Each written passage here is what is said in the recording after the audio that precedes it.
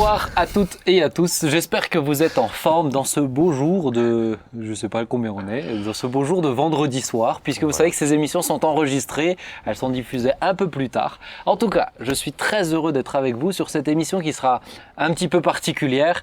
On va commencer avec un premier sujet et ensuite on va faire la suite d'une histoire que vous avez déjà entendue. Pour le premier sujet, on va avoir 3 chroniqueurs merveilleux. Claude. Oui, je te regarde. C'est gentil.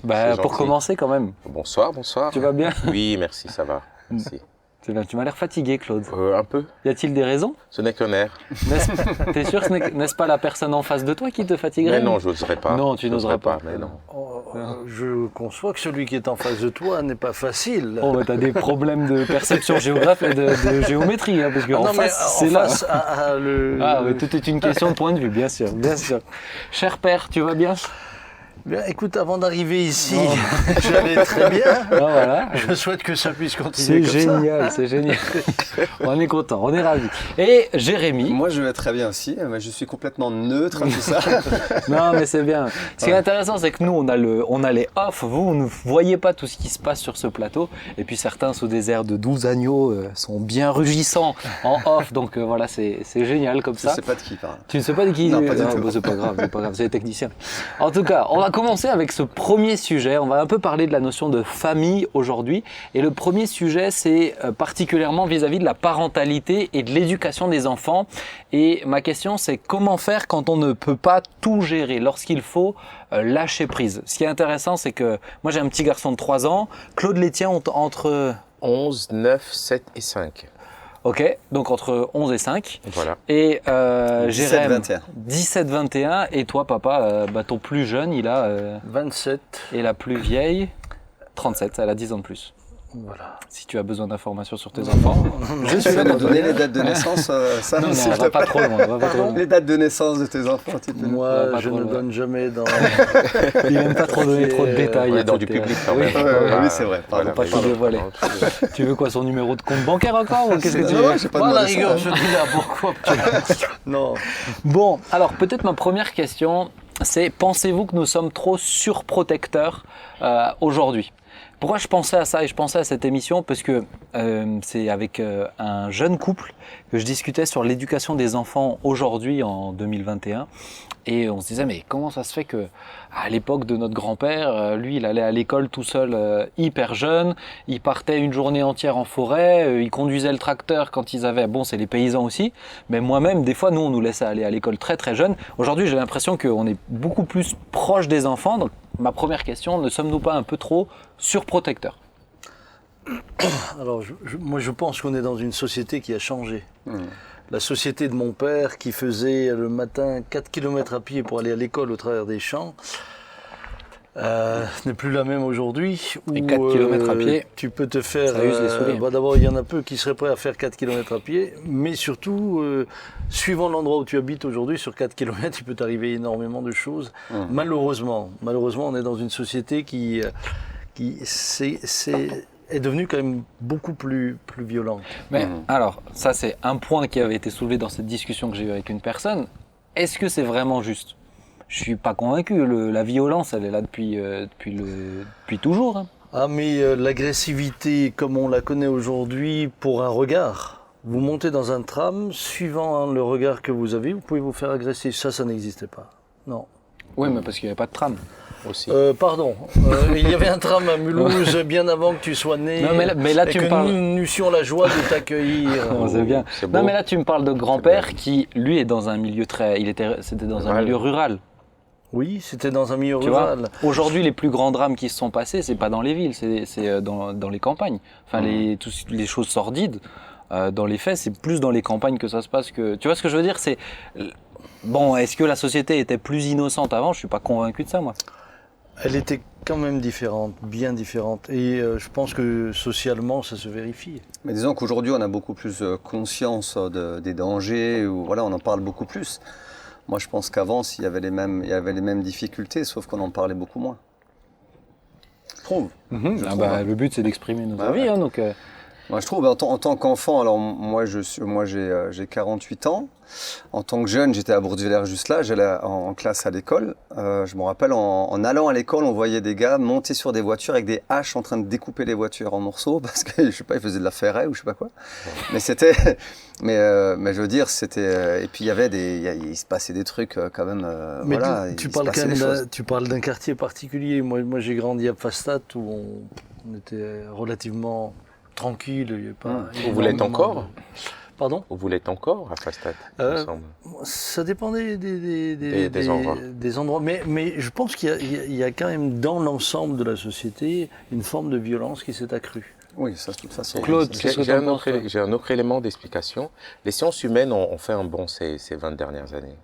C'est-à-dire la psychologie de l'enfance, les besoins de l'enfant, la compréhension de ce que c'est qu'un enfant. Moi, j'ai été sidéré il y a quelque temps quand je faisais ma formation d'apprendre qu'il y a encore, dans ce siècle-là, au XXe siècle, on opérait les enfants sans anesthésie, quoi. Hein.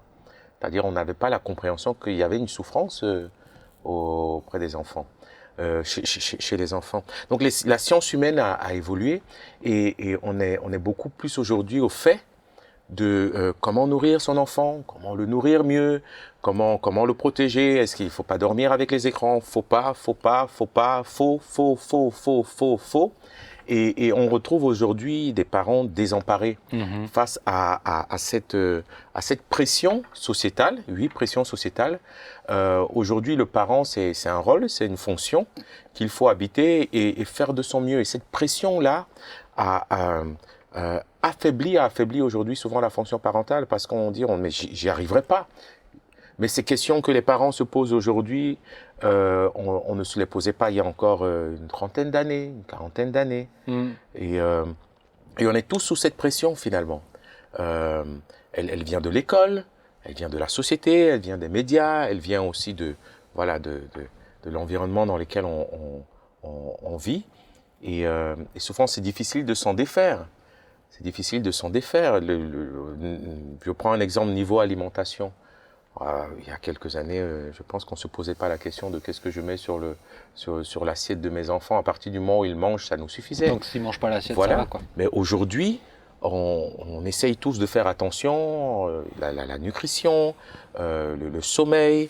Et si on ne le fait pas, on a comme l'impression de ne pas être un bon parent et surtout d'avoir un regard comme ça, des fois inquisiteur des autres parents et de l'éducation nationale. Donc pour toi, il y a un peu de trop de surprotection.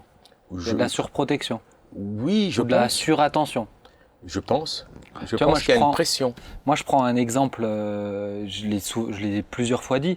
Quand grand-père a accueilli la personne âgée, je ne sais plus comment il s'appelait, pendant des années. Maurice, et ils l'ont hébergé des années, mais il dormait dans ta chambre. Oui, il dormait entre autres avec nous. Ouais, c'est ça. Aujourd'hui, demande à un parent de proposer Bien ça. sûr, on ferait plus ça. On ferait plus ça. Est-ce qu'il n'y avait pas des potentielles personnes dangereuses à cette époque-là? Bien évidemment. Ma question, c'est est-ce qu'aujourd'hui, on n'est pas toujours attention, il va se passer ceci, il va se passer cela, en sachant que, comme tu le dis, on ne peut pas tout gérer, on ne peut pas tout avoir entre nos mains, on ne peut pas tout. Moi, j'ai l'impression que ton point de vue, c'est non, on n'est pas trop surprotecteur. Il y a c'est justifié. Moi, je peux pas dire non, on n'est pas. Moi, je n'ai plus à éduquer des enfants.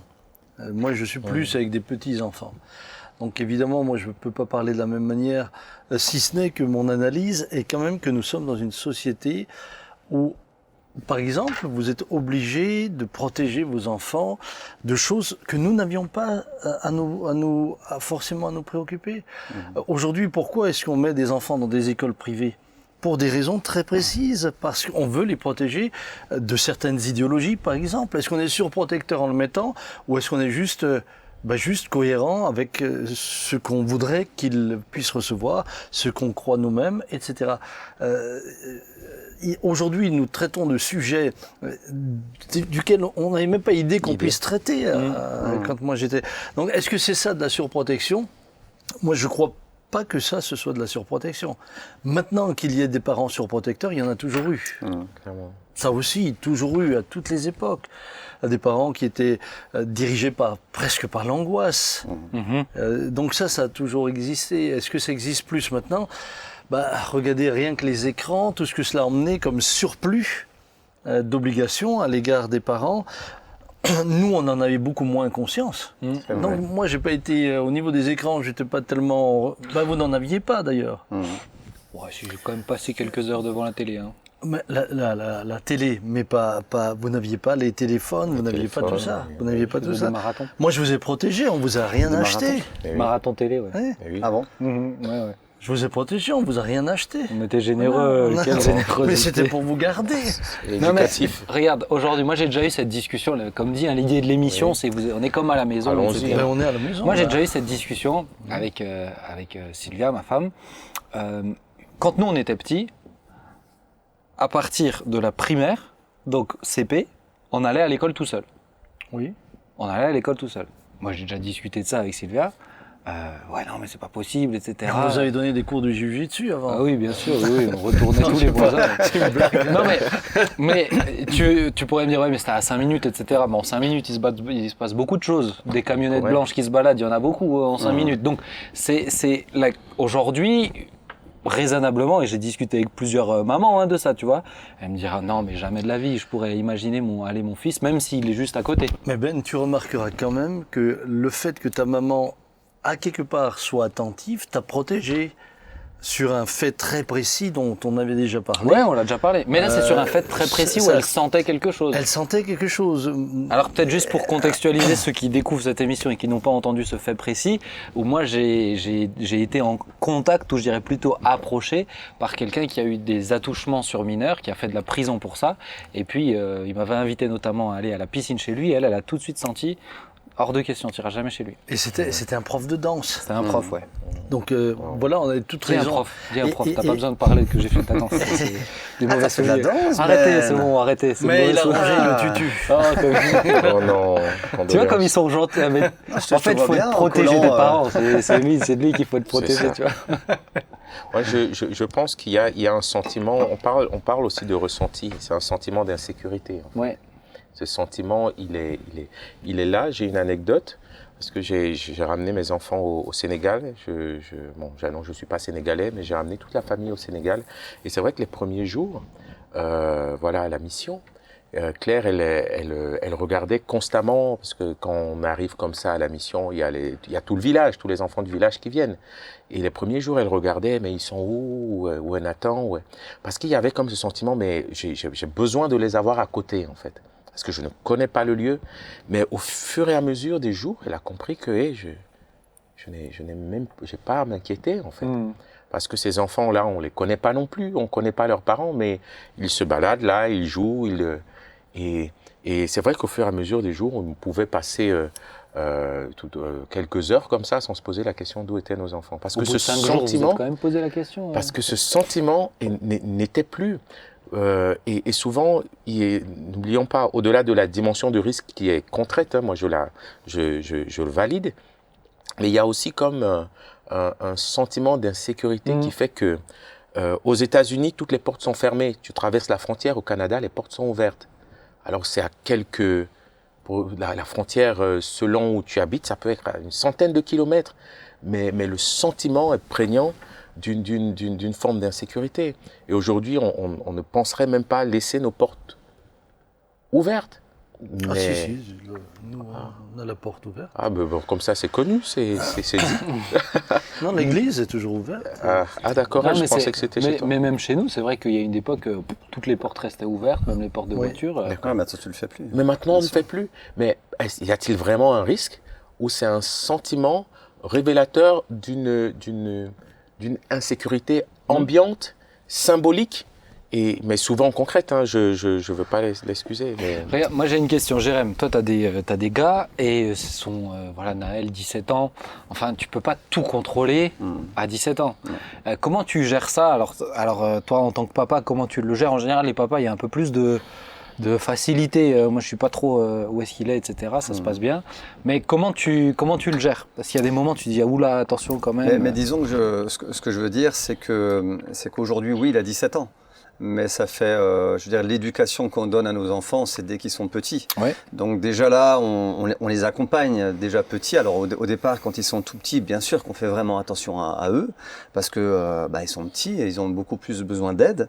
Mais au fur et à mesure, on leur fait de plus en plus confiance aussi. Oui.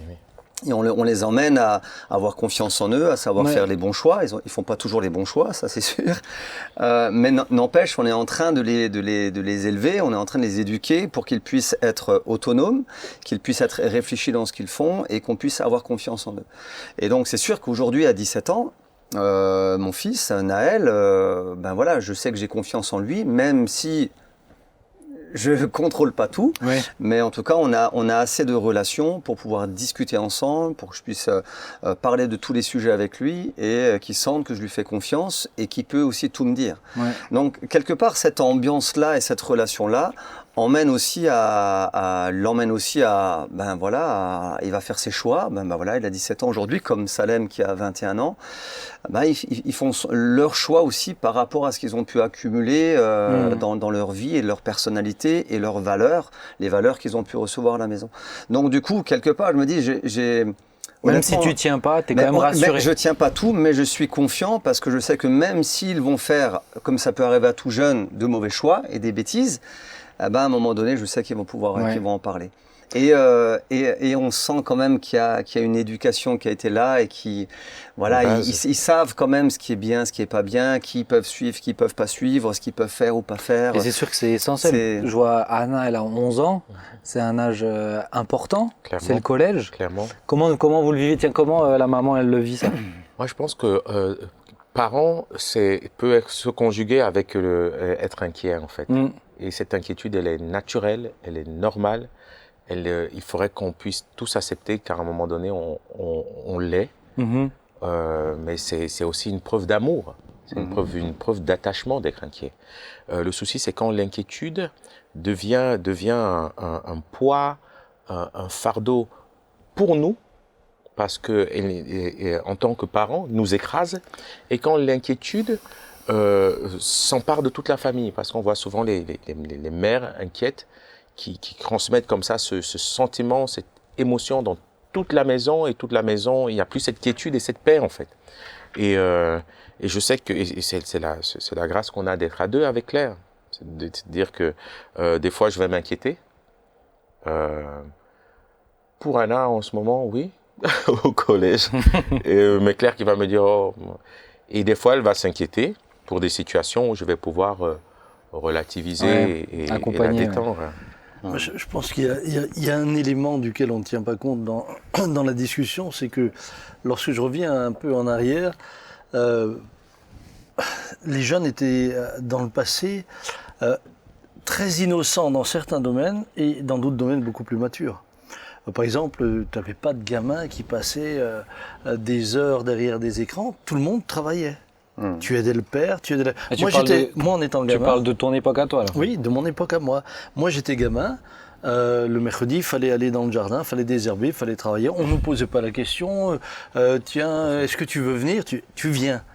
Tu avais énormément de jeunes qui étaient apprentis. Mon père il s'est retrouvé, suite à des circonstances pénibles, à la tête de la ferme à 14 ans. Il y avait aussi une maturité à ce niveau-là qui était quand même plus grande, même si dans d'autres domaines, il y avait une forme d'innocence qui était protectrice. Naïveté. Il y avait une naïveté et puis une innocence, mais qui était cultivée. C'est-à-dire, il y a des sujets desquels on ne parlait pas, etc.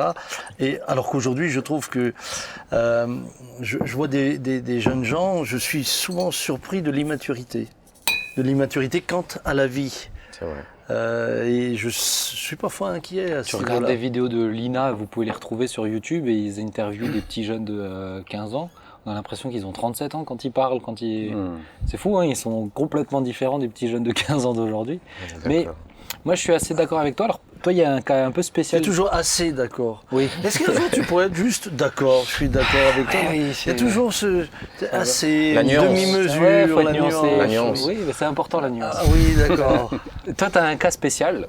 Je suis assez d'accord avec C'est toi. bien. Ça m'a fait penser, en tout cas en préparant l'émission, je pensais au cas Michael, mon petit frère, ton fils. Où il y a un moment donné où Ton il a. frère. Mon frère, c'est ça. J'ai dit mon fils. Non, ton fils. Ah, ton fils. Donc, il y a un moment donné où je me suis dit, mais vous n'aviez pas le choix de lâcher prise sur sa situation. Bon, Mike, il en a témoigné, je sais qu'on peut en parler. Voilà, il a vécu dans une famille chrétienne comme nous, etc. Il s'est fait baptiser, il avait 10 ans, non, 9 ans, puisque je me suis fait baptiser en même temps que lui. Il avait 9 ans, il aimait le Seigneur, etc. Mais à un moment donné, il a bifurqué vers la voie de ses potes, je dirais de mauvaises relations. Au collège. Et puis au collège. Au collège. Et puis ensuite, l'alcool, et puis les joints, etc. Bon, il est quand même bien parti un petit temps, quand même, faut le dire. Il est parti 7 ans. Ouais. Maintenant, dans ces 7 ans. années-là, il a été protégé même d'accidents, etc. Comment toi, en tant que père ou avec maman, vos discussions, comment vous gérez ça? Était arrivé le moment où la seule chose que nous pouvions réellement faire, c'était de prier pour lui. Pourquoi? Parce que sinon, tu deviens moraliste. Chaque fois que tu le vois, tu lui refais la morale, etc. Et à un moment donné, pour moi, c'était lâche-le maintenant. Il faut qu'il fasse son expérience. C'est comme le jour où moi j'ai dit à mon père, moi je vais plus à l'église. Ma mère s'attendait à ce qu'il me corrige ou qu'il me réprimande, et lui m'a dit, bah écoute, c'est entre toi et Dieu, il est parti. Mais le jour où il a dit c'est entre toi et Dieu et qu'il est parti, il m'a donné peut-être la plus grande gifle de ma vie. Parce que tout d'un coup, il n'y avait plus papa. J'étais responsable. Et alors évidemment, avec ton frère, il y avait les règles de la maison. Il savait que dans la maison, il y a des choses qu'il ne pouvait pas faire. Donc ça, c'était les règles de la maison. Celle-là, je ne voulais pas qu'elle soit outrepassée. Mais après, à l'époque, il fumait, etc. Il sortait, il l'a jamais fait à l'intérieur. Donc à ce niveau-là, on était jamais fait quand j'étais présent. J'étais présent. Je voulais rien dire, mais Oui, on a vu à ta j'imagine. tête. Mais en tout cas, dans ma vous présence. avez vu que j'essaie de protéger mon petit frère. Deuxième chose, c'est qu'il a toujours été malgré tout respectueux. Respectueux de qui nous sommes. C'est-à-dire qu'il a jamais été désagréable avec nous. Mais à un moment donné, j'ai dit, Seigneur, maintenant, je te le laisse. Je peux pas tous les soirs, quand il rentre, lui faire des reproches, parce que je voyais qu'il avait fumé de la drogue, ou alors quand il respirait, si j'avais pris moi un alcotest, il aurait viré au violet, rien qu'en ayant la laine. Vous pouvez te dire la marque de l'alcool. C'est un moment donné où on a vraiment dû lâcher prise. Et je dois dire, Dieu a fait un miracle. Amen. Mais Dieu si a fait tu un lâches miracle. pas prise, ça t'empoisonne toi-même. J'ai l'impression, moi je vois des parents des fois qui se torturent pour Oui. des choses où ils ne peuvent pas gérer. Et le risque après, alors je crois que d'un côté il faut des règles claires. Par exemple, je lui ai dit, tu me ramènes jamais quelqu'un à la maison, ou une copine ou comme ça, tu passes la nuit ici, ça c'est... Donc il y avait, dans la maison il y a des règles claires. Après, quant à sa vie à lui, j'ai dit maintenant c'est entre toi et Dieu, qu'est-ce que tu veux que je te dise? C'est entre toi et lui. Et je crois, et je l'ai déjà souvent dit à certains parents,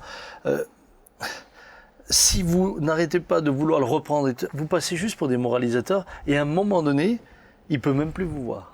D'accord. Et on risque de réellement le perdre. Et là, tu risques de le perdre, et tu risques aussi de lui donner une image de ce qu'est la foi, qui est totalement défigurée, où la foi devient plus qu'une série de règles, tu les as pas appliquées, donc Tu vois, même pour les parents, et ça on voit le lâcher prise dans la vie de tous les jours, mais je trouve c'est intéressant cette discussion sur le lâcher prise vis-à-vis de il faut qu'ils rencontrent Jésus. Beaucoup de parents qui sont tellement inquiets parce que leur enfant n'a pas encore Jésus et qui deviennent justement moralistes et qui amènent des il faut que. Moi j'ai une petite, justement avec Michael, avec Mike, je priais tous les jours pour lui quand il était dans cette phase-là. Mais il y avait une partie où à un moment donné j'étais encore en Suisse, mais je priais tous les jours pour lui. Et quand je le voyais, par contre, je voulais vraiment lui faire comprendre que c'est hors de question qu'il y ait un membre de ma famille qui soit pas au Seigneur. Donc on y va à fond, quoi. Hein. On Mais met oui, la mais 5e directement. Donc c'était, je veux pas devoir fumer devant moi, je veux pas que tu m'empoisonnes avec toi. Enfin bref, j'étais vraiment j'étais le chrétien relou, hein, faut le dire, hein, comme ça. Hein. Mais je priais pour lui, j'avais beaucoup de compassion quand je priais pour lui. Et un matin où je priais pour lui, j'ai comme le Saint-Esprit qui me coupe dans mon cœur et me dit, c'est fou, tu me parles avec tellement d'amour de ton frère et quand tu lui parles de moi, t'es tellement froid Wow. et dur. Wow. Et là, il m'a mis une grosse claque et il dit, à partir d'aujourd'hui, tu lui parles plus de moi, tu l'aimes et tu continues de prier pour lui. Wow. Et ben, je vous assure que déjà, ça m'a vraiment relativement apaisé dans ma relation avec lui, dans ma façon d'être. Mais oui. Et un jour, il est venu, Ben, je peux te poser une question, et puis ça a C'est embrayé. parti, quoi. Mais ça a été une belle leçon. Finalement, c'est dans le lâcher prise que j'ai pu exprimer la foi aussi. Ouais. Et je trouve aussi qu'il y a une autre partie qui est très importante, c'est les relations que nos enfants peuvent avoir en dehors de nous en tant que parents. D'avoir des personnes clés à côté d'eux, comme des moniteurs de groupes de jeunes ou d'autres personnes dans l'église. Ah ben, il y a des moments aussi où on lâche prise parce qu'on sait. 175, ils les appelaient comme ça, les moniteurs. On sait qu'ils vont avoir de bons conseillers à côté d'eux et que nous on n'est pas obligé de tout savoir. Et je trouve que ça aussi c'est très intéressant et très encourageant. Mais ça m'arrive de le dire aux parents, ça, hein, dire écoutez, ne m'en voulez pas, il va me dire des choses qu'il vous dit pas à vous, mais on travaille ensemble. Il y a des périodes où c'est important, je suis complètement d'accord avec toi. Mais je pense que dans la tête de l'ado, en tout cas c'est comme ça que je l'ai vécu, ce qui devait être clair pour lui, c'est que moi je n'avais pas cédé sur mes positions. C'est-à-dire que j'étais pas devenu laxiste et tout d'un coup fais ce que tu veux. Parce que l'amour c'est pas le gagner par le laxisme, C'est ça. mais c'est de ne pas non plus être tout le temps là à redire les choses, et si tu le fais pas, tu vas voir ce qui va. Parce qu'à un moment donné, il faut qu'il réalise qu'il a sa responsabilité face à Dieu. Et après, il a sa responsabilité face à sa propre vie et aux conséquences de tout ce qu'il fait. Et il est en âge de le faire. J'ai une petite image, si vous le voulez bien. C'est l'image d'une corde de guitare. Une corde de guitare. Si on tend la corde quand on l'accorde, si on la tend fort, elle a le risque de péter. Si on la tend très peu, elle ne résonne plus. Et je pense que l'éducation, elle est toujours dans cette tension, dans cet équilibre entre ce que nous, en tant que parents, moi j'ai été éducateur et dans le cadre de mon métier, j'ai vu des parents qui ont lâché trop tôt. Et dans mon métier, j'ai vu aussi des parents qui n'ont pas lâché du tout. Et avec plus ou moins de succès. Mais la question, et on en sera toujours là, parce qu'il n'y a pas une potion magique, il n'y a pas une formule pour réussir l'éducation. C'est toujours la capacité à trouver soi-même en tant que parent les bonnes. Je dis, le parent, il est comme un arbre et les enfants vont venir secouer.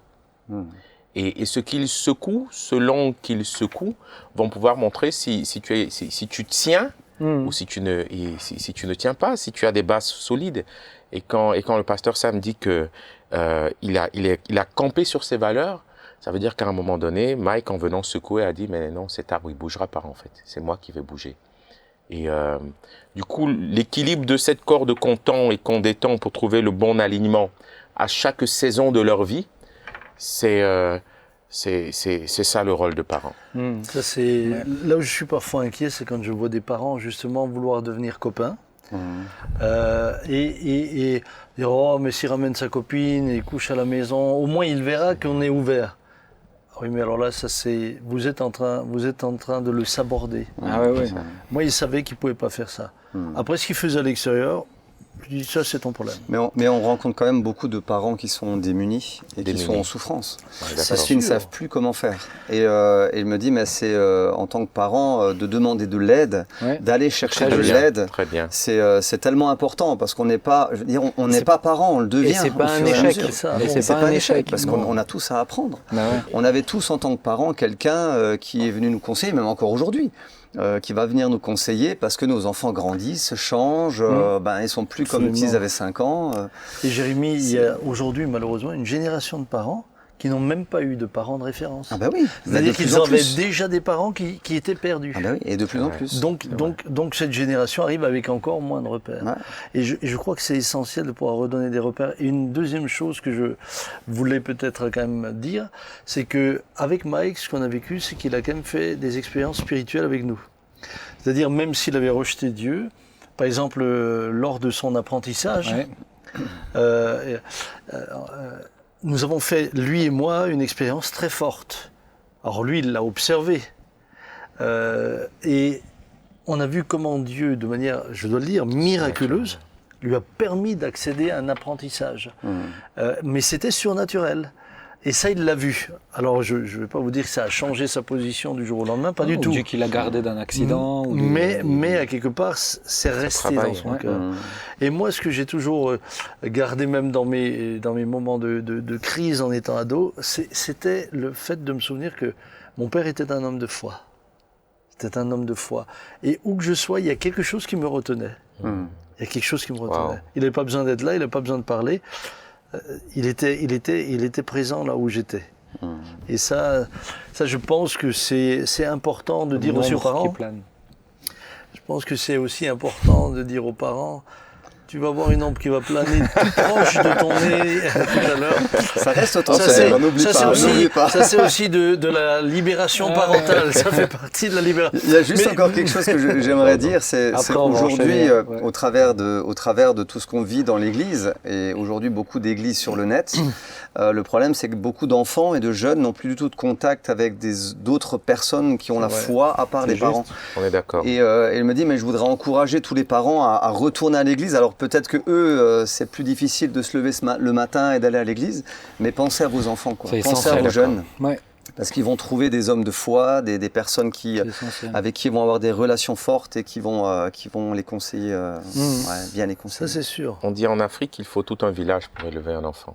On n'est pas les seuls repères. Heureusement que j'ai eu mon prof de français qui m'a donné l'amour de la langue. Si j'attendais mes parents, je parlerais toujours une langue inconnue, une autre langue. Mais j'ai eu des repères comme ça qui m'ont donné et m'a apporté plus que ce que mes parents ont pu donner. Et souvent, il faut qu'on se rende compte aussi en tant que parents qu'on est limité. On est limité. Et que heureusement qu'ils ont des personnes bienveillantes, notamment dans l'église, à l'école, dans les clubs de sport, qui sont en capacité de communiquer ces valeurs d'une autre manière, d'une autre façon, parce qu'ils en ont reçu la grâce que nous pourrions le faire. Voilà. Yes. C'était un sujet intéressant. Hein. C'était chouette. Oui. C'est bien. Non, on va continuer. J'ai vu ta respiration que tu allais prendre. Non, mais comme c'est toi qui choisis les sujets, je comprends. Ouais, c'est bien. Je savais qu'il allait te plaire celui-ci. Mais en tout cas, c'est important pour moi de le rappeler. Dans le lâcher-prise, il y a la foi qui s'exprime. Amen. Aussi. Si on n'est pas dans le lâcher-prise, la foi ne peut pas s'exprimer. Et c'est essentiel si on veut que Dieu puisse conduire. Hein. Oui, et puis on n'élève pas les enfants pour nous, pour nous-mêmes. Des parents ont du mal parfois à les lâcher, parce que tu as le sentiment qu'ils les élèvent pour eux-mêmes et pour les garder. On les élève pour les libérer. Pour les libérer. You are free, my son. Comme un oiseau. C'est beau, c'est beau. C'est beau, Je hein. suis Et libre. ouvrir la cage aux oiseaux, non? Je suis libre. C'est ça. On va enchaîner. Pourquoi? Parce qu'on a un témoignage particulier. Vous vous rappelez peut-être le témoignage d'Hélène, qui est venue nous partager son expérience quand elle avait entre 7 et 14 ans. Et on a la chance, et je dirais le témoignage rare de ses parents, c'est quelque chose d'assez rare, même dans le séculier, on n'entend pas souvent, j'ai pas entendu beaucoup de parents pouvoir s'exprimer sur ces faits-là, et ça me semblait vraiment intéressant, et d'entendre les parents, mais aussi d'entendre des parents qui ont la foi, parce que c'est une donnée qu'on ne peut pas enlever de tout ça. Donc on va prendre le temps d'en parler. Je vous le précise à vous parce que nous on est au courant, mais malheureusement on ne peut pas avoir plus que 5 personnes sur ce plateau, donc un de nos chroniqueurs va devoir nous quitter, on va faire une petite coupure et je vous retrouve. Le maillon faible. Le maillon fort. C'est ça. Non, c'est le maillon fort qui ne peut pas. Non mais vous avez compris sa blague, hein. Non, mais on va couper comme ça, on coupe et je vous donne rendez-vous tout de suite après. À plus. Nous revoilà sur ce plateau. On est cette fois-ci non plus avec Jérémy. Jérémy s'est féminisé soudainement. On a Marie-Yvonne et Jean-Luc avec nous. Alors, vous êtes les parents d'Hélène. Avant de vous laisser la parole, je vais juste réexpliquer un petit peu ce qui s'est passé, puisque d'ailleurs, vous pourrez regarder de nouveau son témoignage qui a été diffusé en décembre. Donc, il a été diffusé en décembre. Je vous encourage à le regarder. 2021. 2021, oui, décembre 2021. Je ne parlais pas de 1957, exactement. Donc, décembre 2021, si vous voulez le chercher sur l'émission On s'y retrouve. Hélène a subi des agressions sexuelles de l'âge de ses 7 ans à ses 14 ans. Alors, ça a été une histoire très douloureuse, très difficile. On a pu en parler parce que ça remonte maintenant, je ne vais pas dire son âge, hein, ça se fait pas, surtout pas sur Internet, mais ça remonte à quelques années maintenant, beaucoup d'années maintenant. Malheureusement, ça s'est produit. Ça s'est produit en plus quand vous venez de vous convertir, vous vous étiez converti, vous avez accueilli quelqu'un à la maison, et puis ensuite, voilà, il s'est passé ensuite le temps de la révélation. Cette personne a été incarcérée en attendant le jugement, et c'est quelques jours avant que cette personne s'est suicidée en prison. Donc voilà, ça nous a vraiment pu permettre de discuter sur ce sujet qui est lourd, qui est difficile pour les personnes qui le subissent, mais, et ça on l'oublie trop souvent, c'est aussi pour les parents. Et là, on a la chance de vous avoir avec, c'est de pouvoir parler aussi de qu'est-ce qui s'est passé pour vous, dans le cœur d'un papa, dans le cœur d'une maman. On en parlait, Marie-Yvonne, en off, mais c'est quelque chose qui fait remonter beaucoup de choses malgré les années, et c'est tout à fait normal. C'est pour ça que ça me semblait important de vous avoir tous les deux sur le plateau aussi. Alors, peut-être, je vais commencer par une question qui va vous reposer bien. Comment vous avez rencontré le Seigneur tous les deux ? Ben, on va dire honneur aux dames. Mais qu'est-ce qu'il est galant, dis donc. C'est beau, c'est beau. Ouais, étant gamine, je recherchais le Seigneur. Oui. Et j'ai la foi de mes parents, la foi de mes deux grands-mères, surtout, m'ont impactée. Et bon, évidemment, on lisait pas la Bible. Mais une fois que j'étais en Alsace, et j'ai connu des amis par les enfants quand ils étaient petits. Et une amie, justement, m'a parlé de sa foi et de sa relation avec le Seigneur. Et donc, comme elle a vu que j'étais intéressée, elle m'a proposé de participer à des rendez-vous de la Bible qui se mettaient en place. Et donc j'étais contente d'y aller parce que j'avais envie, j'avais soif, en fait, de connaître Dieu au travers de sa parole, de voir ce qu'il y avait dans ce livre qui, normalement, on n'avait même pas, pour ainsi dire, le droit d'y toucher, puisque c'était un livre sacré et que voilà. Et donc voilà, et donc venues les questions et on a pu répondre à mes questions. Beaucoup de choses ont bousculé, beaucoup de conceptions, de fausses conceptions. C'était des murs qu'il fallait qu'ils s'écroulent. Et puis peu à peu, ça m'a permis déjà de prendre conscience qu'il fallait naître de nouveau, parce que voilà, c'était tout nouveau. Et peu à peu, j'ai accepté le Seigneur. Et donc tu as rencontré le Seigneur avant Jean-Luc ? Ouais. Non. Mais pour moi, même depuis gamine, je priais, je demandais au Seigneur que je puisse connaître quelqu'un qui avait la foi. Voilà. Okay. Et je suis arrivé. Tel un chevalier servant. Non, mais donc moi ça a été, je veux dire aussi très progressif. Oui. Puisque bon, moi aussi, depuis tout petit, même si j'étais dans l'église traditionnelle, on va dire, j'étais en quête aussi du spirituel, de Dieu. Je me posais des questions. Je me disais souvent, mais si naître, c'est grandir, c'est aller à l'école, c'est avoir un métier, c'est fonder une famille, puis après plus rien. Je me disais au fond de moi-même, j'en veux plus, quoi. Et donc, c'est comme ça qu'on a cheminé un petit peu ensemble aussi. Maintenant, au niveau des églises évangéliques, c'est vrai que c'était un monde qui était totalement inconnu pour nous. Quand on est arrivé là où on habite, il y avait cette église. J'ai dit à Marie-Yvonne, c'est quoi cette église ? Et puis voilà. Et puis elle m'a dit, je vais au rendez-vous de la Bible avec telle personne. Je dis bon ok, vas-y. Mais j'ai dit, fais attention, tu mets les pieds quand même. Quoi. Je veux dire voilà. Okay. Et puis après, elle rentrait chez moi. Elle rentrait à la maison. Elle me disait ce qu'elle avait vécu un peu, ce dont ils avaient parlé. Alors je dis moi ça m'intéresserait aussi quoi. Et puis c'est comme ça qu'avec les amis, on a fait, c'est vrai, nos petites réunions Je me souviens, on emmenait les enfants à un moment donné chez eux, ils dormaient là-bas. Enfin bon, c'était vraiment sympa. Et puis on a pu découvrir des notions qu'on n'avait pas, quoi. Ouais.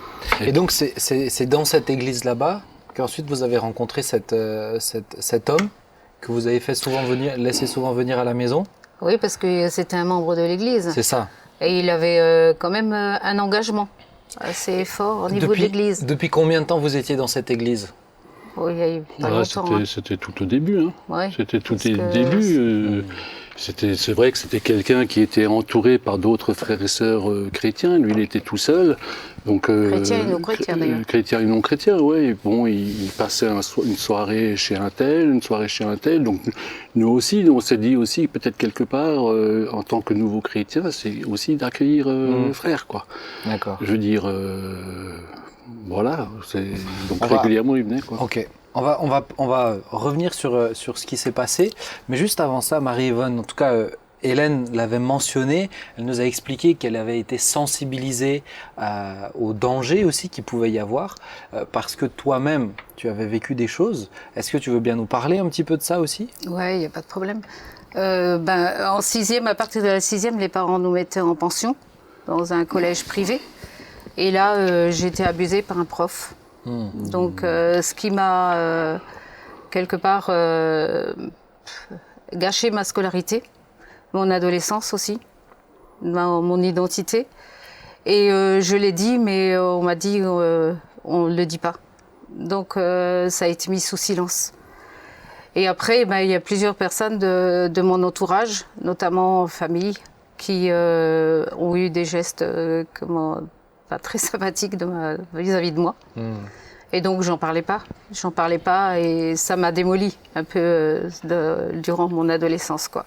Et moi, ayant connu ça, je disais jamais je voudrais que mes enfants connaissent ça, quoi, subissent de telles choses, quoi. Donc, tu les as sensibilisés? Voilà, des petits, en fait, dès qu'ils pouvaient le comprendre, je voulais vraiment les mettre en garde, quoi. Tu leur disais, faites attention à ceci, faites Voilà. attention à... Et d'ailleurs, au moment du procès, j'avais mentionné à l'avocate, je lui ai dit, mais je comprends pas ce qui leur arrive, quoi. J'avais tellement parlé de ça.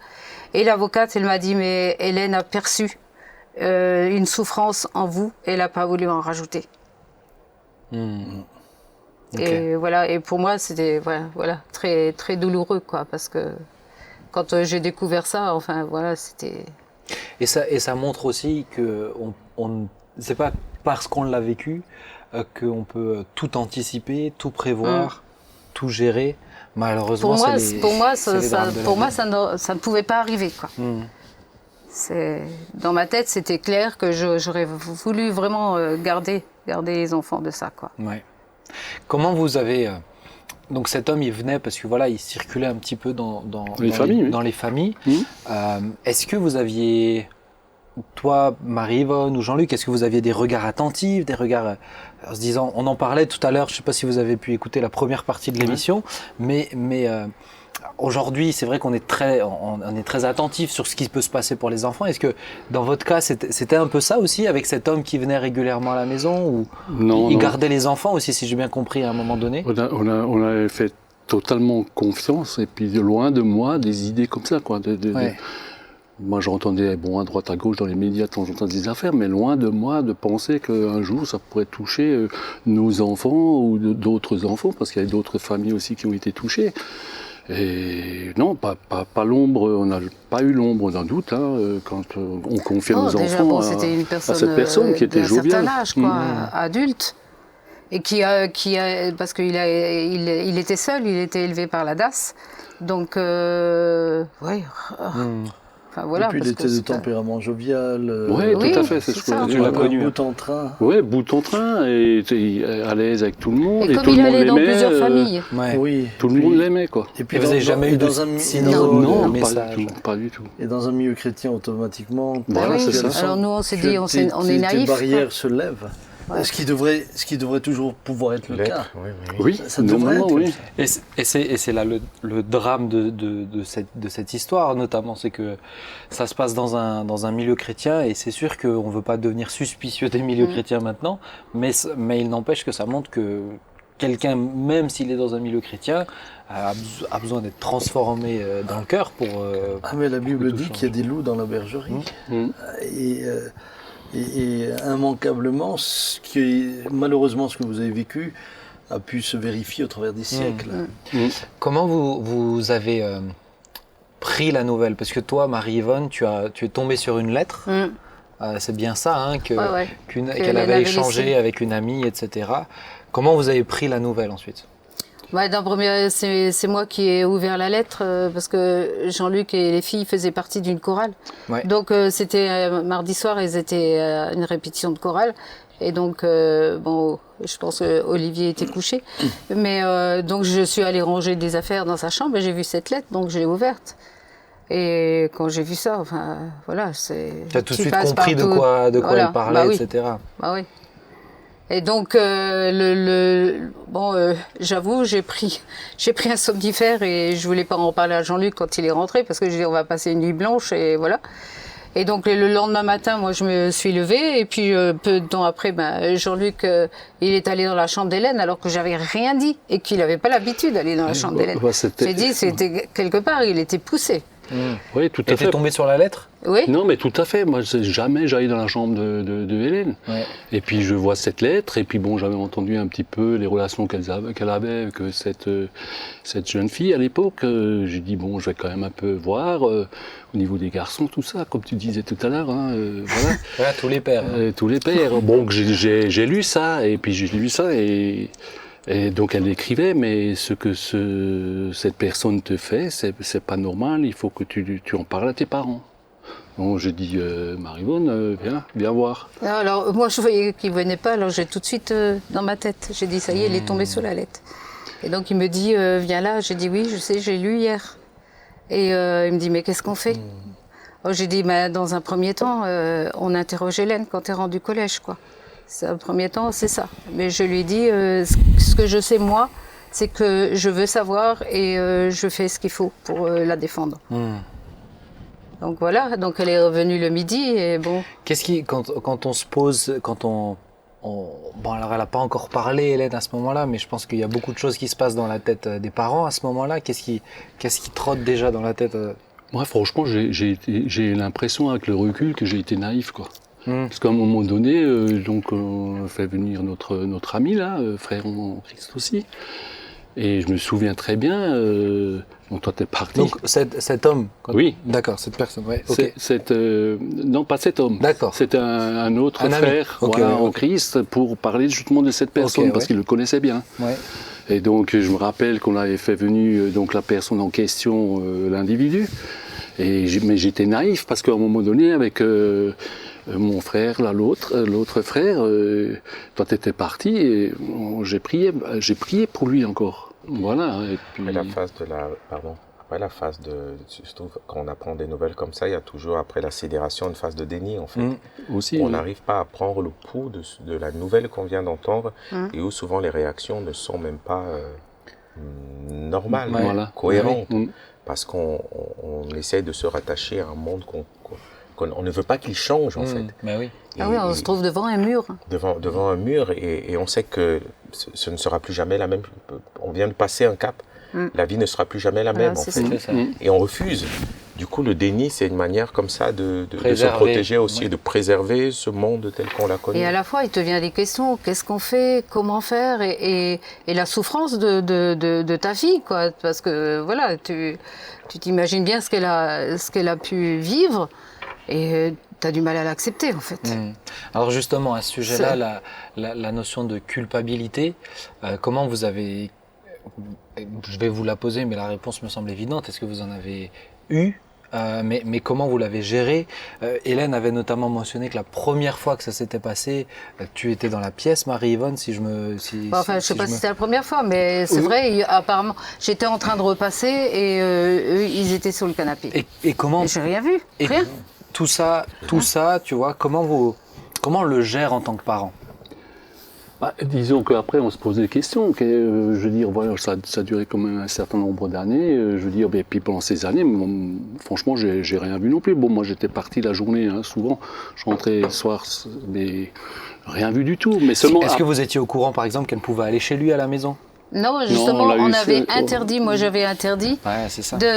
J'avais dit à Hélène, tu ne vas pas chez lui. Et il a réussi à les attirer. C'est l'emprise. Je dis-les parce que elle n'est pas la seule. C'est ce qu'elle disait. C'est ce que Hélène disait. Elle savait que si elle lui demandait d'acheter quelque chose, il achèterait, etc. Oui, parce que il jouait sur les sentiments. Hein. Il disait aux enfants, voilà, j'ai eu une enfance difficile, j'ai manqué d'amour et voilà quoi. Donc c'était du chantage affectif. Hein. Oui, puis il les a enfermés dans un secret. Bah oui. Ça. C'est notre secret. Tu n'en parles pas. Un secret, et à la fois, je sentais que Hélène n'était pas bien. Et quand elle rentrait de l'école, comme toute maman, tu essayes de communiquer avec ton enfant. Mais elle se braquait, elle se mettait tout de suite sur la défensive. Et moi, je disais, mais Seigneur, qu'est-ce que je fais qui n'est pas bien et tout, et montre-moi. Tu voyais qu'il y avait quelque chose qui allait pas chez elle. Voilà. J'étais loin de penser, évidemment, ça. Bon, et en même temps, c'est une période... aussi compliquée. Je ne parle pas des 7 ans, 8 ans, 14 mais ans, vers 11, 12, 13, ouais, 14. L'adolescence. L'adolescence, c'est déjà une période difficile pour l'adolescent et difficile pour les parents, puisque l'adolescence se cherche, donc tu te poses pas forcément la question en rapport avec une situation aussi dramatique. Hein. Mais alors, vous, par rapport à ça, donc par rapport au fait, à cette personne qui finalement a pu avoir accès à la maison parce que vous vouliez être gentil, hein, tout simplement, et accueillant, c'est normal. Qu'est-ce qui se passe dans votre cœur, personnellement, vis-à-vis de Dieu? Est-ce qu'il y a eu des reproches vis-à-vis de Dieu, vis-à-vis de l'Église? J'essaie de comprendre un petit peu, peut-être pour les parents qui nous suivent et qui, eux aussi, sont passés par ça. Il y a eu des pourquoi, hein. Il y a eu des pourquoi, mais on n'en a jamais voulu à Dieu. On a tout de suite, je pense, fait la différence entre qui est Dieu et puis l'être humain. Hein. Je pense, mais oui, les amis auxquels on était proches et on est toujours proches, il m'a toujours dit, puis c'est resté un peu dans ma tête, ça, un homme, quel qu'il soit, il peut toujours décevoir, quel qu'il soit. Et il m'avait dit cette phrase-là, et le fil à plomb, c'est la parole de Dieu. Et on est resté un petit peu accroché à ça aussi. Et puis non, on n'en a vraiment jamais voulu, à Dieu. Non, et puis comme on était plusieurs parents, puisqu'il y a plusieurs familles qui étaient touchées. L'affaire est sortie au travers du témoignage d'Hélène. C'est ça, parce que quand on l'a dit, quand on l'a su et tout, on s'est tourné vers cet ami-là, frère de l'Église, et tout de suite il a dit, si Hélène a été touchée, il y a d'autres enfants qui ont été touchés. Et donc lui, dans le domaine de parce qu'il travaillait dans la même usine que l'agresseur, et donc il savait quelle famille l'accueillait. Et de fait, donc ça s'est connu comme ça. Et puis après, il y a eu l'enquête qui a... Après, c'est vrai que c'est une personne qui approchait les enfants, mais il savait à qui il avait affaire, quoi. Olivier, notre fils, il a été bon, lui, c'était... il a essayé aussi sur Pauline aussi, sur d'autres. Il étudiait bien les caractères, on va dire. Voilà, c'est ça. Olivier, terrible, il a dit, il raconte tout à sa mère, donc voilà. Et Pauline, elle n'avait pas le même caractère non plus. Et puis, il a essayé, Pauline était plus grande que Hélène. Et Pauline a eu la force de le rejeter. Ouais. Et puis, on a eu une consolation, entre guillemets, c'est de se dire, on n'a rien vu, on n'a pas fait attention, mais il y a aussi d'autres enfants qui ont été touchés. Donc, quelque part, ça nous a un peu rassurés. Ouais, je ne sais pas si on peut dire ça comme ça. Et je comprends ce que tu veux dire. De dire qu'on n'est pas tout seul, quoi. Ouais, c'est ça, ouais. Ouais. C'est pas... Mais le jour où il devait y avoir le procès, qui ont ouvert le tribunal, quoi, et il y avait des personnes de 30-40 ans qui étaient là, et qui n'avaient jamais rien dit. Il faut se rendre compte que peut-être cet homme, alors loin de moi d'excuser rien du tout, hein, mais quand tu parles d'enfants de la DAS, on sait aussi que dans ces lieux-là, c'est pratiquer des choses horribles, terribles. Ouais. On le sait, mais ça ne justifie pas. On se retrouve, non, clairement pas du tout. Ça ne justifie en rien. Mais on se rend compte une chaîne comme ça de victimes à bourreaux. Et ça, c'est reconnu que la victime peut rapidement devenir un bourreau. Et dans ce cas-là, c'est des prédateurs, quoi. Hein. On peut dire c'est réellement des prédateurs. Il y a réellement, la vie est tournée autour d'une stratégie pour venir à ses fins. Quand tu parlais de reprocher à Dieu, moi, ça me donne encore plus la haine du diable, en fait. Parce qu'on ne parle jamais, on reproche toujours à Dieu, mais on ne se tourne pas vers celui qui est réellement l'auteur, le véritable. Et je pense que la question aujourd'hui, en tout cas pour nous qui écoutons ça, il y a comme une forme de dire, mais le diable, il est mauvais, quoi. Et il est méchant, et la Bible dit, il vient pour détruire, pour égorger, pour tuer. Et votre présence ici montre que, oui, le Seigneur, lui, il est venu pour que ses brebis aient la vie. Et le témoignage d'Hélène a apporté la vie, malgré les manœuvres du diable, cette souffrance. Et vous avec. Comment vous avez... Hélène nous a dit qu'elle a eu besoin d'accompagnement, il y a eu même différentes étapes où elle est allée voir notamment des spécialistes aussi. Vous, en tant que parent, est-ce qu'il y a eu un accompagnement spécifique pour nous, déjà, remonter la pente? Quand l'affaire est sortie, donc, notre ami a fait cette enquête, on a vu, voilà. Et puis aussi, surtout, je dois dire qu'au niveau de l'église, tout le monde était avec nous, qui était surpris, bien sûr, de savoir ça. À part peut-être 2-3 personnes qui se rendaient pas compte un petit peu, peut-être pas la mesure de ce qui se passait. Ce qui se passait. Mais ce qui a été bénéfique pour nous, c'est justement cet accompagnement de l'Église qui n'a pas voulu étouffer l'affaire, bien sûr. Et puis donc les amis, on avait des amis qui étaient. Et puis on a quand même été aidés par rapport pendant toute l'enquête là, et puis pendant toute la procédure en fait. On a vu vraiment la main de Dieu en fait, du début jusqu'à la fin. Non, on n'a pas vu de psychologue. Hélène a vu une psychologue, c'est ce qu'elle disait. mais nous non. Mais même déjà, quand la gendarmerie, un des gendarmes était le frère d'un pasteur d'une église. Donc il a pu expliquer déjà à la juge, parce que quand elle a entendu parler de l'église, elle s'est dit ça y est, ils sont dans une secte. Donc il a pu parler vraiment de l'église, du système de l'église évangélique. Et puis un autre, c'était un de nos amis, quoi. Donc dans ça, on était entourés, quoi. Et franchement, on a vu vraiment la main de Dieu. Et puis on était deux, et c'est vrai que Jean-Luc a vraiment été exemplaire. Tu t'es senti soutenu aussi. Ouais, et puis je pense que la relation entre Hélène et son père a totatalement changé, parce que, je veux dire, elle est proche de son père, et je pense que... De toi aussi. Elle a de toi aussi. Oui, mais un papa, des fois... Surtout pour une fille. Voilà. Mais toi, Jean-Luc, c'est toi qui l'as... Non, c'était pas une... Recule un petit peu parce que sinon la caméra ne voit plus. Excuse-moi de c'est t'avoir pas qu'on fait un n'aime peu pas te d'ombre. voir, mais tu vois comme il est, fidèle à lui-même. Mais à un moment donné, c'est toi-même qui l'a amené à la gendarmerie, cet homme. Oui, Qu'est-ce qui se passe dans ta tête, moi, je me dis, en tant que père Claude, j'ai pas envie de savoir qu'est-ce qui... Non, tu n'as pas envie de savoir. Mais qu'est-ce qui se passe étonnamment, j'étais assez calme, et puis on l'a emmené avec le pasteur de l'époque. Dans l'église, l'église. Mais la gendarmerie n'était pas très loin non plus. Donc il y avait 1 kilomètre. Pas de l'un côté. Et puis il y avait des toits, et puis on était des 3, épouses. maman a porté plainte. Ils sont allés porter plainte, et puis on est tout de suite venu, on a amené le. Et vous avez suivi, il n'a pas résisté Non, on l'a cherché un peu dans sa chambre, parce qu'on lui avait dit il faut que tu assumes. Je veux dire, voilà.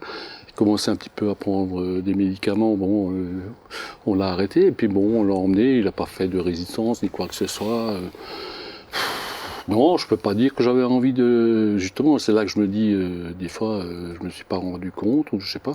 Non, j'avais pas voulu... Ou Dieu qui t'a protégé. Moi, je pense. Parce que finalement, dans toute cette histoire, on parle du drame. Il n'arrive pas au commissariat dans certains pays. Non, il ne sort pas de chez lui. Oui, mais pour nous, c'était clair que c'était pas à nous de faire justice. Non, ça c'est... Parce que c'est toi qui te retrouves en prison. Voilà. Et ça reste de règles. Voilà, On n'a c'est pas ça. le droit de faire tu fais pas justice. justice. ça. Mais tu vois, on parle du drame qui s'est passé, etc. Non, Claude, tu n'as pas le droit de faire justice. Le bras de l'Éternel, des fois, il peut nous utiliser. Non, mais moi, c'est ce que je trouve extraordinaire dans l'histoire et ce que Hélène a vécu et votre vécu à vous, c'est que dans ce drame-là, on voit vraiment Dieu qui vous aide. Wow. Si vous êtes là, c'est parce que Dieu vous a tenu. C'est ça. Dans votre réaction, dans votre... Ouais. Alors, justement, quel est le processus de... Hélène nous disait, elle n'a pas eu du mal à le pardonner, ce que je trouve incroyable, honnêtement. Mais vous, est-ce que vous avez eu un processus dans le pardon? Qu'est-ce qui s'est passé chez vous? Bah, c'est clair que c'est un processus, hein, parce que c'est pas ce qui vient tout de suite. Ah oui, mais je te crois. Tu as plusieurs sentiments qui viennent avant. Hein. Bon, après, voilà, à un certain moment se pose le problème, voilà, et puis Dieu demande de pardonner. Mais moi, j'ai dit, Seigneur, hein, tu me demandes de pardonner, ok, mais moi, je peux pas le faire moi-même. Moi, j'ai pardonné dans le sens où j'ai vu Hélène qui se reconstruisait, quoi. Parce que je pense que si Hélène était restée prostrée dans un coin, je caricature. Ouais. Je crois que là, j'aurais certainement été peut-être plus méchant, quoi. Et je veux dire, ouais. Et puis à un moment donné, il avait écrit une lettre aux enfants, quoi. Non, il nous avait écrit à nous, pardon. Il nous avait écrit une lettre aux différents parents, mais on l'a pas répondu. Parce que moi, je me suis dit, c'est pas nous qu'il faut qu'ils demandent pardon. Il faut qu'ils demandent pardon aux enfants, quoi. Mais après, bon. Après, je me suis toujours posé la question, si je le voyais maintenant en face de moi, je sais pas quelle réaction j'aurais. Je peux pas dire quelle réaction j'aurais. Ouais, c'est impossible. Est-ce que le fait qu'il soit décédé Vas-y, complètement. atténue comme une forme de... C'est-à-dire s'il avait été vivant à l'heure actuelle, est-ce que... et dehors, en train de faire sa vie, même en prison, est-ce que l'émotion aurait été vécue autrement? Bon, on ne peut pas le savoir en même temps, hein. Je pose une question comme ça, mais peut-être que ça aide aussi à effacer... Vous, ça vous a fait forcément quelque chose d'entendre qui... Moi, quand j'ai appris qu'il s'était donné la mort 3 jours avant, puisque le procès devait avoir lieu 3 jours après, je me rappelle, j'étais dans un jeûne et prière là, dans les Vosges, et puis je suis allé voir le pasteur, et puis bon, je dis, tu vois, il n'a même pas eu le courage d'affronter le procès, et il s'est donné la mort, quoi. Alors moi, quand l'avocate m'a appelée, j'ai dit tout de suite, mais qu'est-ce qu'on fait? Parce que les enfants, c'est toujours un point d'interrogation, quoi. Ils ont besoin d'être libérés de ça et que justice soit faite, quoi. Et donc ils ont ouvert Ils ont rassemblé toute la cour. Ouais, toute la cour avec toutes les parties civiles qui étaient là. Et puis je me souviens que la présidente, c'est aussi une parole que je garderai, elle a dit, elle a dit, si vous avez vous connaissez des faits comme ça, ou vous êtes subi des faits comme ça, il faut porter plainte, voilà. Elle dit, bon, cette personne, elle a reconnu tout, elle a tout reconnu, parce que des fois, t'as des gens qui reconnaissent pas. C'est horrible, ça. Donc, il a tout reconnu, et puis elle a dit, bon, il n'a pas voulu affronter, comme je disais tout à l'heure, la justice des hommes, et maintenant il est devant la justice de Dieu. Wow. La présidente a dit ça, ouais. Je me rappelle, ouais. Ah oui. Donc voilà, quoi. Aujourd'hui, avec des années de recul, comment vous vivez? Alors on sent, et Marie-Vonne, tu le disais, ça fait remonter des souvenirs, mais comment vous voyez toute cette histoire avec des années et des années qui sont passées maintenant? Moi, je pense que tu es peut-être plus impacté par rapport à ce que tu as vécu toi-même. Oui, parce qu'automatiquement, ça fait remonter pas mal de choses. Et on remarque que le processus aussi de restauration, ça se fait pas tout de suite, hein, ça se fait progressivement. Et voilà. C'est sûr. Et même pour les parents, ça c'est important de le dire. Je pense que c'est le genre de drame qui ne touche pas que le premier concerné. Il y a tous ceux qui sont autour. Oui, tout à fait. Ouais. Et même pour des parents.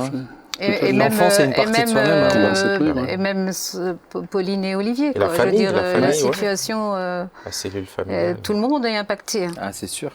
C'est sûr.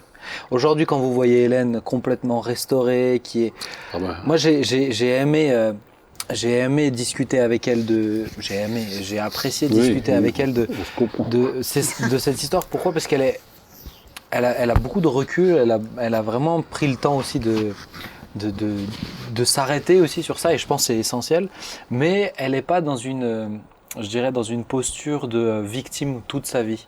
Elle a cheminé, elle a fait sa vie. Aujourd'hui, quand vous la voyez comme ça, restaurée, qu'est-ce que vous pensez? On est reconnaissant c'est déjà. Reconnaissant, bien sûr. Et puis on est vraiment heureux de la voir comme ça. Hein. Ça, c'est clair qu'elle ait pu dépasser un peu tout ça. Et puis bon, quand on la voit, c'est vrai, elle est rayonnante, quoi. Je veux dire, moi, chaque fois, j'ai vu rayonnante, que ce soit avec les uns, avec les autres. Voilà. C'est ce que j'ai essayé de dire aussi un petit peu à l'époque, avec le mariage à Jérémy. J'ai dit, bon, c'est vrai, t'es une belle mariée, mais t'es vraiment une belle personne, quoi. Wow. Même, elle m'apprend beaucoup de choses. Dans ça, quoi. C'est chouette. Non, en fait, contrairement à ce qu'on pourrait croire, ça l'a ouverte encore plus aux autres, en fait. Ah, mais son histoire est extraordinaire. Et comme Vraiment, Jean-Luc c'est pour lui a ça que dit, pour moi, il y a vraiment de la main de Dieu dans le malheur. Hein. Oui, puis c'est un exemple qui donne de l'espérance à tous ceux et celles qui ont pu connaître ça. Je pense que c'est aussi le but de ce genre de rencontre, dire aux parents, mais on peut vivre une épreuve et en sortir plus fort, transformé dans le bon sens. La même épreuve, suivant la manière dont vous l'abordez, va vous démolir. Et évidemment, ce qu'on souhaite, c'est éviter ce genre de situation maximum. Et à ce niveau-là, si vous aviez des conseils à donner à des parents aujourd'hui, après ce que vous avez vécu, est-ce que vous changeriez quelque chose est-ce que vous leur diriez, mais faites attention, ou est-ce que vous diriez, c'est sûr. On regrette que ce soit arrivé, en même temps, c'était difficile de vivre tout le temps avec de la méfiance.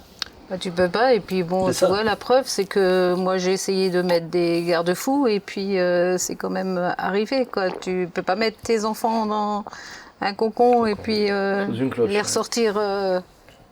C'est obligatoire de lâcher prise. Voilà, c'est ce qu'on disait tout à l'heure. Mais c'est sûr que sans tomber dans la paranoïa, on va dire. Paranoïa. Pardon. J'étais presque. C'est vrai que maintenant, on est plus méfiant. C'est pas parce que y a marqué chrétien sur le front que, voilà, que ce soit dans ce domaine ou dans d'autres domaines d'ailleurs, quoi. Hein, je veux dire. Moi j'avais dit aussi à l'époque, tout de suite, j'avais dit à l'époque, Hélène, toi t'es la victime. Faut pas te tromper. Et ce que je pourrais dire un petit peu aux parents, si vous avez des enfants qui subissent ça, quelle que soit la situation, un adulte vis-à-vis d'un enfant, l'enfant est la victime. Il n'y a rien à faire. D'accord. Et donc surtout, il ne faut pas étouffer les choses, quoi, parce que sinon ça devient comme un abcès, au fur et à mesure des années, ça s'infecte et puis voilà, quoi. Vous avez eu du mal à réouvrir votre maison? On l'a ouvert autrement. Oui, non, pas. Non, disons qu'on. Non, mais disons qu'on ne laissait plus nos enfants tout seuls, avec quelqu'un. Ouais, je comprends, je comprends complètement. C'est clair. Et puis, oui. Non, on a eu. Bon, on a changé à un moment donné aussi d'église, parce qu'Hélène ne voulait plus aller dans cette église, ce qui était normal. Et puis ça a permis de voir aussi d'autres églises aussi, ça a été un peu le point positif. Et voilà, quoi, mais oui, moi je dirais aux parents, il faut porter plainte, il faut parler avec les enfants, il ne faut pas étouffer ça. Quelle que soit la personne qui est incriminée, quel que soit le milieu, je veux dire, si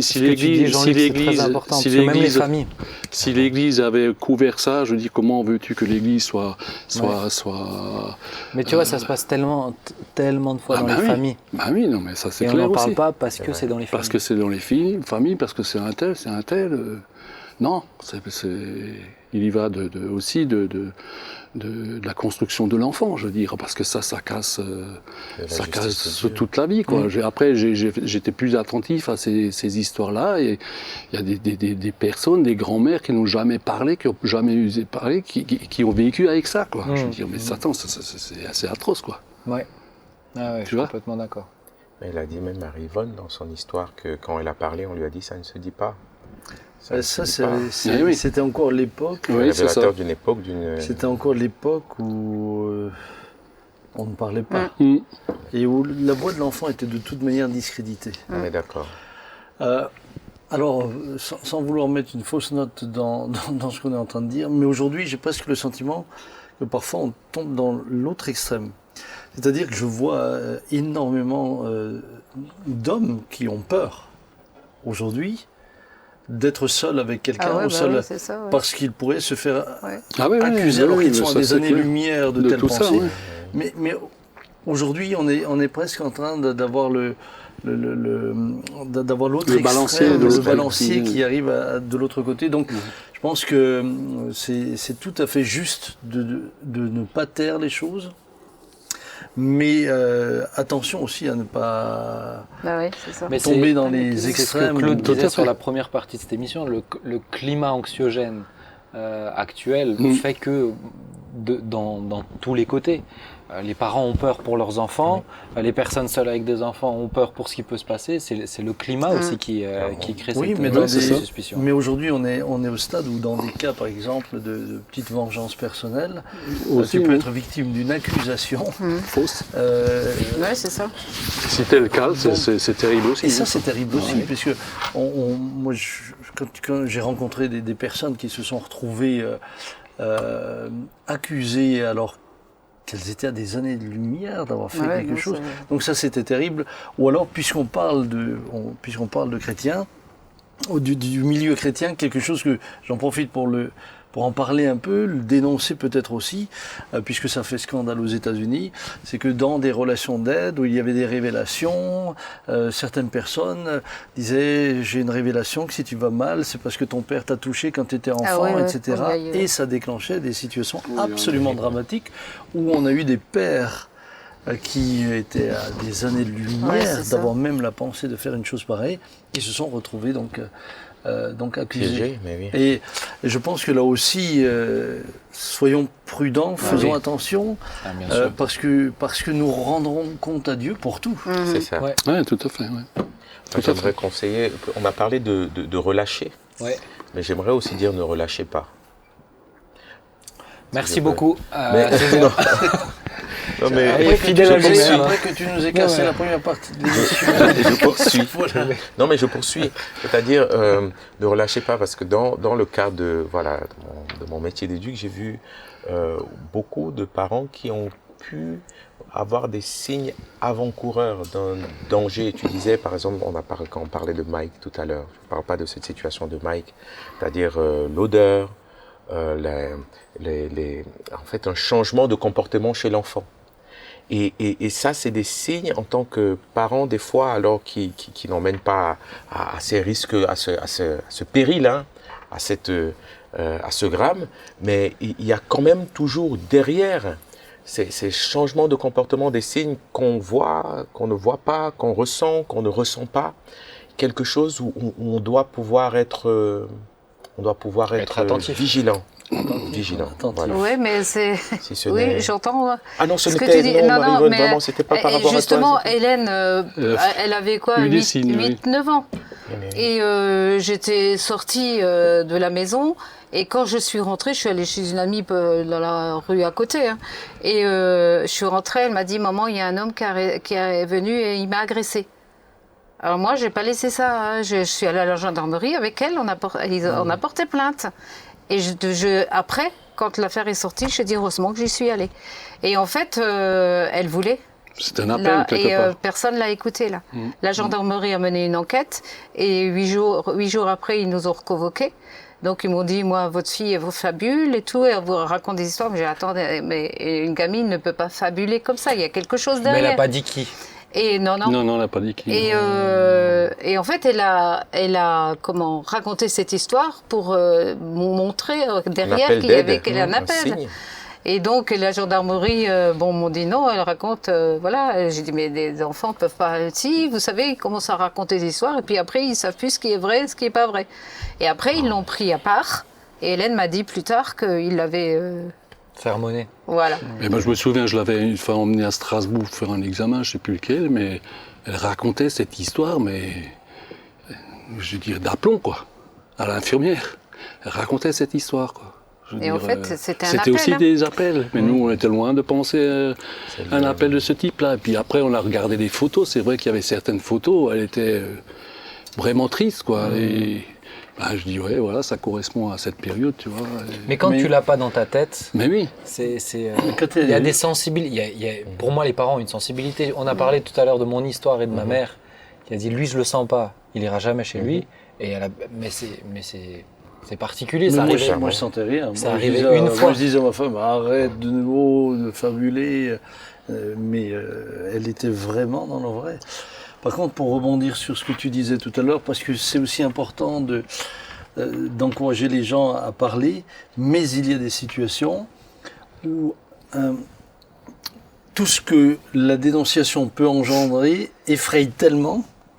Ah Oui, c'est on On peut préfère normal, se ça. taire. Moi, j'étais en clair. face d'une Tout à fait, maman ouais. qui avait 6 enfants, qui me disait les larmes dans les yeux. Elle avait appris que sa fille vivait quelque chose de difficile, etc., avec un membre de la famille. Et elle avait tellement peur qu'on lui retire ses enfants. Ah oui, non, mais ça, c'est- Que s'il y a une enquête, on lui retire tous ses enfants, qu'elle n'a rien dit.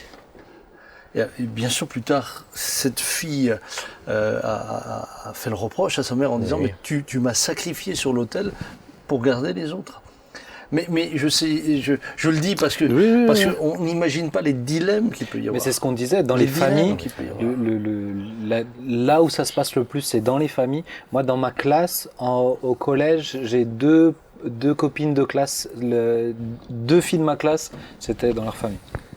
C'est dans l'intrafamilial. Hein, que Ouais, ouais. Et même en l'inceste, tant que victime, moi, s'il y a quelqu'un de ma famille, voilà, et tu dis rien parce que tu veux pas d'histoire de famille. Tu dis, si tu dis quelque chose, automatiquement, ça va éclater. Et même Donc, Hélène disait c'est- dans son témoignage qu'elle pensait, je veux pas qu'est-ce qui va lui arriver à Ouais, lui, ouais. etc. Oui, c'est ça. aussi. Ah oui, alors ça C'est- c'était bouleversant d'entendre Ouais. Hélène dire Ouais. ça. Mais c'est vrai que, par exemple, là vous étiez en face d'un homme finalement qui n'avait pas de famille.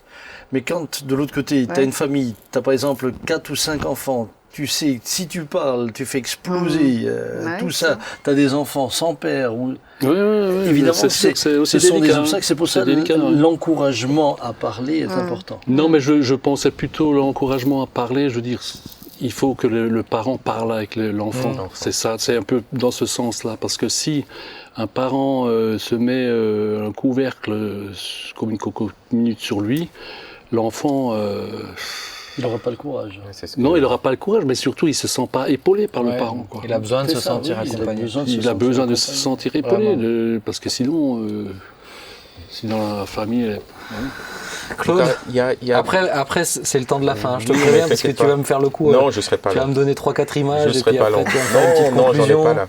Mais c'est Avec une en corde de psychologie. guitare. Là, vous êtes en train d'allonger le temps. Ah, ouais. Je disais, non, en psychologie, on parle de l'inconscient, du conscient et de l'inconscient. Ouais. Mais l'inconscient Subconscient. tend toujours à se manifester d'une manière ou d'une autre. Ah oui. C'est-à-dire, il y a toujours des signes, même sans la parole, il y a la capacité pour chacun d'entre nous, et nous le voyons bien nous-mêmes en tant que parents, nous savons quand nos enfants, comme nos femmes, elles savent. Parce qu'il y a comme, et c'est ça qu'on appelle les gestes manqués en fait. C'est-à-dire des expressions du langage ou physiques, mais qui disent quelque chose. Je ne pourrais que trop sensibiliser ceux qui nous écoutent. Alors on n'arrivera pas même si ce n'est pas dans cette situation-là.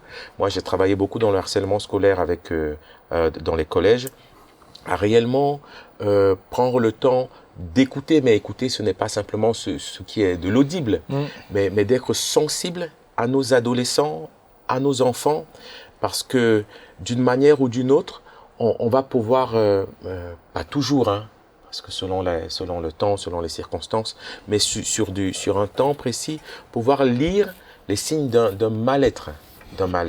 Et à partir de là, comme Jean-Luc l'a si bien dit, il faut aller parler avec l'enfant. quoi. Ouais. Jérémy le disait dans la première partie, hein, et c'est sa Avec grande Naël. force. Il a une très grande, Complicité avec ses une enfants. complicité. Il a de la relation, quoi. Et ça, c'est extrêmement important. Et que le Oui, Seigneur des fois, avant que la relation est bloquée. Hein. Oui. Et des fois, c'est Oui, et ce qui puis s'est tous passé. les- Hein, je veux alors, dire. tous les parents n'ont pas été C'est- éduqués ouais. de la même Voilà, manière. c'est ça. Tous les enfants n'ont pas grandi dans le même milieu. C'est- Beaucoup d'entre eux n'ont pas forcément appris cela parce qu'ils ne l'ont pas vécu. Donc c'est sûr que ça fait beaucoup, quoi. Ça fait beaucoup. De surcroît, en même temps, tu as les malaises qui sont liés à l'adolescence et qui, eux... Ah, c'est des périodes délicates. Hein. qui sont des périodes délicates. On ne sait pas toujours tout lire. Non. Il faut qu'on ait cette humilité. Et c'est pour ça que parfois, d'autres voient des choses que nous, on ne voit pas. C'est vrai. Et C'est d'autres peuvent nous dire, Mm. tiens, qu'est-ce qui se C'est passe vrai. avec ton Ouais, ça, c'est fils vrai. Qu'est-ce qui... Et malgré tout ça, il y a des drames qui arrivent. Voilà. C'est vrai. Et c'est Absolument. comment faire pour que Dieu puisse nous en sortir. Et c'est Absolument. pour ça que votre témoignage, pour moi, est vraiment une source Encourageant. d'encouragement, y compris celui d'Hélène, où elle est rayonnante, comme tu le disais. On peut pas tout gérer en tant que parent, c'est impossible. C'est impossible. On a beau être attentif, on a beau être Lâcher prise. vigilant, sans être surprotecteur ou mère poule, parce que c'est mauvais pour l'enfant aussi. Trouver cet équilibre-là, mais accepter qu'il y a une partie qui n'est pas entre nos mains. Et il y a la vie, il y a le diable, tu parlais du diable, C'est ça. et puis il y a aussi le Seigneur Amen. qui touche. Aussi. Non, mais Il y a surtout le je Seigneur. laisse-moi conclure, Oh, parce que pardon. tu repars. Est-ce que je veux conclure avec cette phrase? C'est ma cousine qui me la disait, j'étais avec son fils, et puis on parlait, son fils, bon voilà, aujourd'hui il avance à fond avec le Seigneur et tout, c'est cool. Wow. Bon, il a eu une petite partie là, il avait eu une petite baisse de régime il y a quelques temps, et puis là je l'ai ramené chez lui, on discutait un peu, et elle me disait, ah merci Ben d'être avec lui aussi et tout. Elle me dit, tu sais, quand nous on veille, le Seigneur surveille. C'est beau. Elle C'est dit, beau. je dis, bah écoute, on va terminer sur Oui, cette- on va terminer Voilà. là-dessus, Ben. C'est Ça beau. va Ah, On va s'arrêter là. ah, je suis fier de toi. Sachez-le, chers amis, quand certains veillent, plus ou moins, hein, on peut le dire, le Seigneur surveille, vraiment, il est là, il est garant pour nos enfants si on les aime, à combien plus forte raison lui les aime. Merci. Donc, Merci à vous. carrément, fait les conclusions tout seul. Non, je voulais les remercier. Je ne sais pas. non. Merci d'avoir eu le C'est vrai. courage de Merci, venir. vraiment. Mais oui, Merci. mais je vous l'ai d'abord compris et après on fait... Ah, d'accord, pardon. Ben oui, je- alors, mais- on peut recommencer. Hein, si Oui, vous oui. voulez. Non, Est-ce que je peux redire un petit mot? Toi, tu as le droit, surtout Toi, t'as pas le eux droit. deux, mais toi, tu as le droit de dire un Ouais. petit mot. Parce que c'est vrai que quand on a vu, on a analysé tout ça, bon, le Seigneur, il a permis que ça se découvre, quand même. C'est vrai. Et puis c'est vrai que tout au long de ce cheminement, on a vu sa main, parce que bon, je veux dire, cette personne, elle venait quand même tous les jeudis soirs chez nous. Aucun voisin nous a posé la question, qu'est-ce qu'il est devenu, on le voit plus. C'est comme s'il y avait eu une chape de protection. Parce qu'à un moment donné, on se disait avec Marion, il va falloir qu'on déménage, quoi. Parce que tu vois, c'est... Bah, Eh pour bien, le bien rien. d'Hélène, hein, quelque Pour part. le bien d'Hélène. Mais rien, silence, jusqu'au jour d'aujourd'hui. Il Pas la nous a moindre accompagnés question. dans les Ah étapes, ouais, même pour tout le à fait. pardonner. Ah ouais. Pour, Wow. Tout à fait. On va prier, cher Père. Est-ce que Avec tu veux bien plaisir, avec prier plaisir. C'est bien. Père, nous te remercions parce que tu demeures le Père même dans les moments difficiles. Amen. Et nous te remercions pour le beau témoignage que nous avons entendu, qui, malgré le drame qu'il recouvre, malgré la douleur, la souffrance, l'incompréhension aussi qu'il a pu entraîner, eh bien, nous prouve toujours encore que au-dessus de tout, tu es présent. Et si nos bien-aimés sont là, c'est parce que tu les as rétablis. Et tu les as d'autant plus rétablis qu'ils voient leur enfant, leur fille Hélène, totalement, non seulement guérie, mais embrassant la vie et allant de l'avant. Et nous te bénissons pour cela. Nous prions pour, Seigneur, eh bien, toutes les familles, nous prions pour les enfants en particulier, et te demandons, divin berger, veille sur eux. Veille sur eux d'autant plus que toi tu vois ce que nous ne pouvons pas voir et tu sais tout. Merci parce que tu demeures et tu restes le même pour toujours. Merci de bénir aussi tous ceux qui suivent cette émission et de venir au secours de ceux qui, d'une manière ou d'une autre, ont pu vivre eh bien, des événements tragiques et dramatiques comme ceux-là dans leur propre vie. Qu'ils puissent expérimenter la restauration Amen. et la guérison. Nous t'avons ainsi prié, Père Saint, au nom de Jésus. Amen. Amen. Amen. Amen. Amen. Merci à vous, à tous les deux, d'avoir eu le courage de venir. Merci. C'est maintenant que tu peux dire. Non, je l'ai C'est déjà maintenant dit que tu peux tout à l'heure. remercier. Non, vraiment, merci beaucoup. C'est des témoignages précieux et rares, je tiens à le souligner, parce que C'est vraiment, vrai. on n'en trouve pas beaucoup. Et ils méritent et ils sont importants pour faire du bien à tous ceux qui sont passés par là. Il y a tellement de personnes. Merci beaucoup. Merci Claude Merci. pour Merci tes Ben. retours, Merci. tes images. Merci, Pasteur Sam. Merci à vous. Bon, c'est dit Merci. Merci papa. Merci. Et merci à chacun d'entre vous, chers amis. L'émission dure un peu plus longtemps que d'habitude, on peut le dire. Elle dure le temps d'un bon dessin animé pour enfants, donc 1h30. Vous pouvez la partager sans modération parce que je crois que ça peut vraiment encourager des personnes et peut-être pas juste ceux qui ont eu des enfants qui ont subi des agressions sexuelles, mais tous les parents qui souffrent à cause de leurs enfants. Je pense vraiment qu'il y a beaucoup de clés qui ont été données ici. Donc n'hésitez pas à la partager. Vous pouvez faire des pauses. Je vous en voudrais pas, rassurez-vous. Et puis que Dieu vous bénisse. Rendez-vous vendredi prochain à 19h sur YouTube ou toutes les plateformes podcast pour nous écouter en audio dans votre voiture ou à la maison. Et t'as vu ça? D'un trait. Que Dieu vous bénisse. C'est beau, À hein. bientôt. Ciao. C'est-